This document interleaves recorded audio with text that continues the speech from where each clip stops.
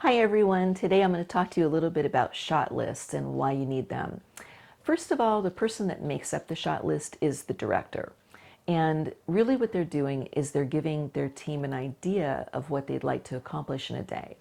So they're going through the script, they're going through the scenes that they're going to be shooting, and they're going to be listing the kinds of shots they want.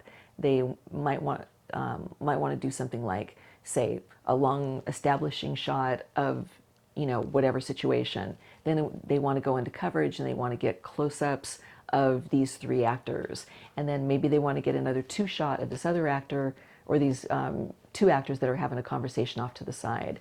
And then also maybe they need an insert shot of, say, like a coffee mug with steam coming up, or maybe there's just anything, any special thing. So what they're going to do is they put that all on a list and they give that to the AD, the assistant director.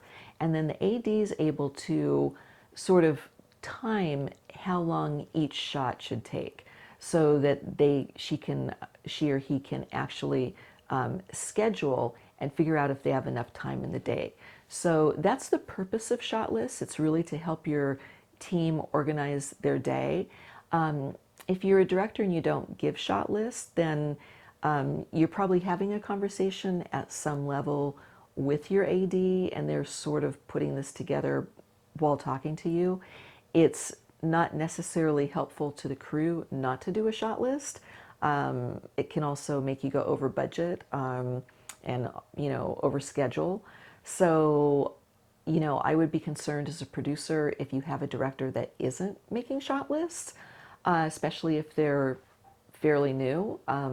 Somebody that is more seasoned and they have a different working style, you basically kind of want to find out what their shooting ratio is.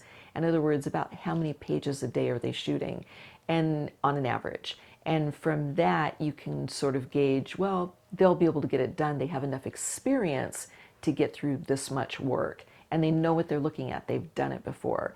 But if you have somebody that you can't necessarily gauge that, then you definitely want to get an idea of what they think they want. There's different ways of doing it. I've worked even myself different ways by giving just very rough overhead shots. Like I want to have a camera here and I want to cover it this way, or I want to, try and do this shot on, say like a dolly or anything like that. And that helps the AD figure out what to do. Anytime you mention shots that involve dollies, maybe any sort of Steadicam equipment, things like that, drones, those are shots that take a lot longer than expected. Also, working with kids and animals, those shots take a lot longer, or those parts of the shoot take a lot longer. So that's why the AD is very concerned about making sure that you have enough time to get what you want as a director. So that's really the importance of that communication and making those shot lists. So hopefully that helped you. I would definitely create shot lists for whoever you're working with to make their job easier and just make everything easier on your team. If you're a producer and you're working with a director that doesn't necessarily make shot lists, then just make sure that you know they can cover what you need covered. And if you're not getting it for whatever reason, then you need to make a change fairly early on with your director. It's not the easiest thing to do, but honestly, changing your director to somebody that can actually do it is better than going most of the shoot and not getting everything you need.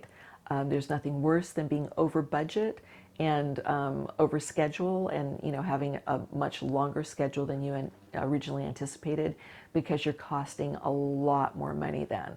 So this is all about efficient production. Shot lists are pretty much mandatory or required if you want to really keep a handle on it. But it's really a relationship thing. If you've worked with a director, you know how they work. I've worked with my AD line producer for so long that even if I don't have a shot list, she knows I'm going to get it. And she's not as worried, as opposed to if she was working with first-time director, or even working with a director that she's just working for the first time. Maybe they've done tons of work before that, but this is her first time working with them. So it takes the stress level down, helps everyone manage their time effectively. So that's the main purpose of shot lists. I hope that helped you out, and good luck with your production.